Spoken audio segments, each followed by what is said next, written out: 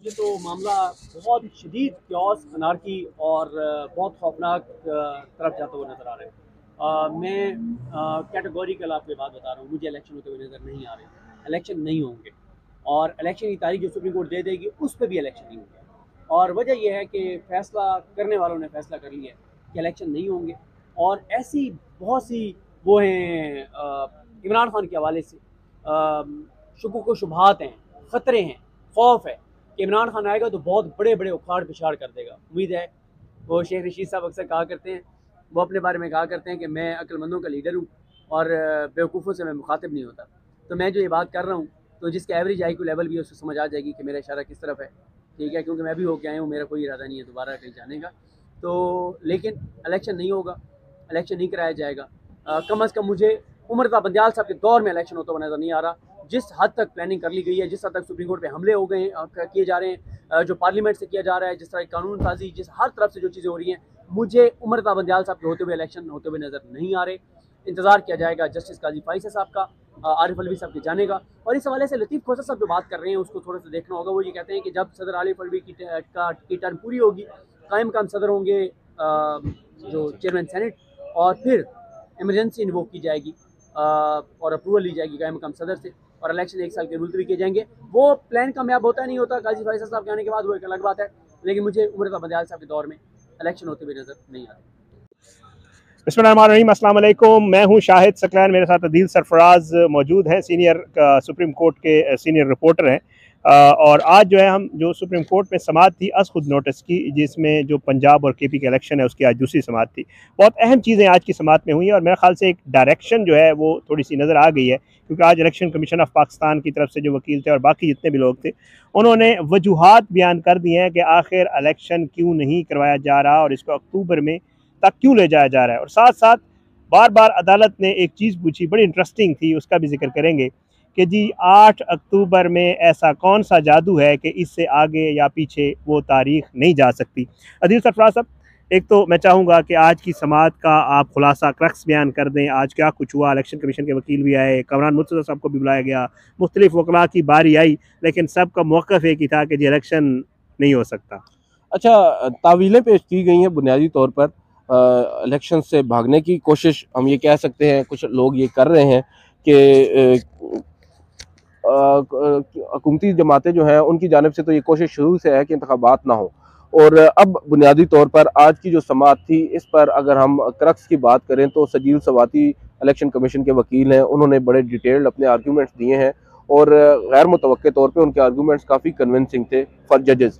और जजेस भी उनके उन आर्ग्यूमेंट्स पर कन्विंस नज़र आए जब उन्होंने सिक्योरिटी के जो हालात हैं उस पर बात की और उन्होंने जो सिक्योरिटी इदारों की रिपोर्ट्स हैं, जिनमें ISI के मुख्तलिफ सेक्टर कमांडर्स हैं KP के और पंजाब से, और उसके अलावा CTD की जो रिपोर्ट्स हैं उनका हवाला दिया, जिसमें बाज़ाब्ता तौर पर उन्होंने ये लिखा कि हमारे लिए आइंदा 5 से 6 माह में इंतखाबात का इनेकाद कराना पुरअमन तरीके से मुमकिन नहीं है।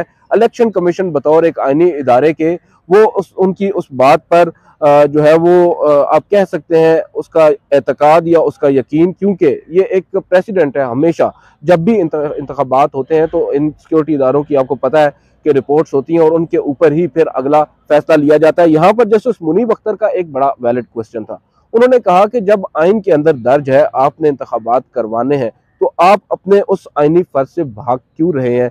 आपको अगर ये इन रिपोर्ट्स का आपको इन रिपोर्ट्स के जरिए ये बताया गया कि मुमकिन नहीं है तो आप हमारे पास क्यों नहीं आए, आपने ये रेमेडी अवेल क्यों नहीं की। सुप्रीम कोर्ट आते, हम आपको उसका एक नया रास्ता निकाल कर देते, बताते कि आगे क्या करना है। आपने हमारे साथ रुजू नहीं किया, जिस पर चीफ जस्टिस ने कहा कि चले आप ये मान लें कि आपको हमारे पास आना था, आप हमारे पास नहीं आए, या आप फिर ये मान लें कि अब आप हमारे पास आ गए हैं तो अब हम आपको रास्ता दे देते हैं, आपको बता देते हैं, चीजें क्लियर कर देते हैं कि अब आइंदा आपने क्या करना है।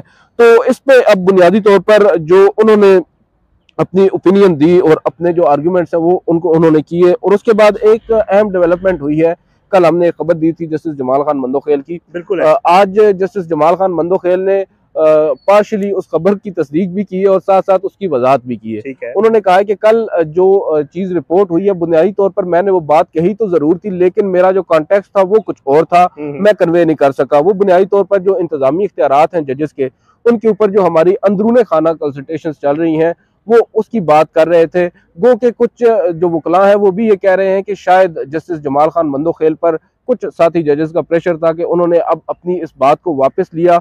अदालत के अंदर हम ये देख रहे थे, हमने जो ऑब्जर्व किया था कि उस वक्त on purpose justice Jamal Khan Mandokhel ने ये ऑब्जर्वेशन दिए थे only to rescue his chief justice Umar Ata Bandial, जो कि उस वक्त सख्त जो है वो उस वक्त अताब में थे, क्योंकि बार बार उनके ऊपर एक ही अटैक अटॉर्नी जनरल और मुख्तलिफ वकला की जानिब से किया जा रहा था कि फैसला 3-2 से है या 4-3 से है। तो उस पर चीफ जस्टिस ने उनका शुक्रिया भी अदा किया।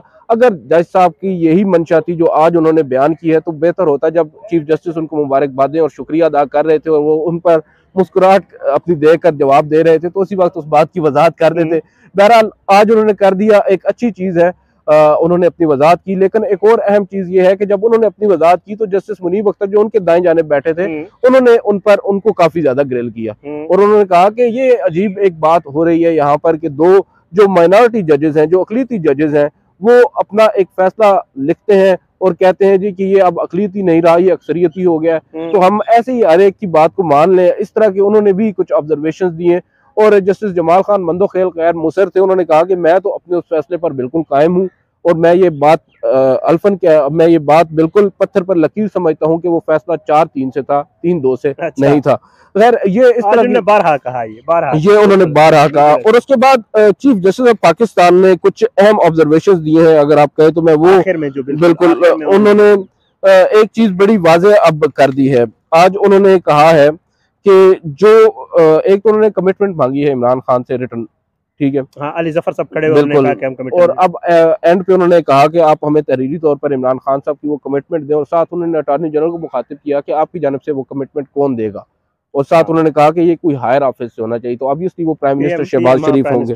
और उसके बाद उन्होंने एक और चीज कही कि ये उन्होंने कहा कि प्लीज अंडरस्टैंड करें, इस बात को समझने की खुदारा कोशिश करें कि जो पोलिटिकल कॉन्फ्लिक्ट है सियासी अफ्रीकैन के दरमियान, उसके नतीजे में मुख्तलिफ जो इदारे हैं, हुकूमती इदारे हैं या आइनी इदारे हैं, वो भी अब इस मामले में इरादी या गैर इरादी तौर पर इन्वॉल्व हो चुके हैं।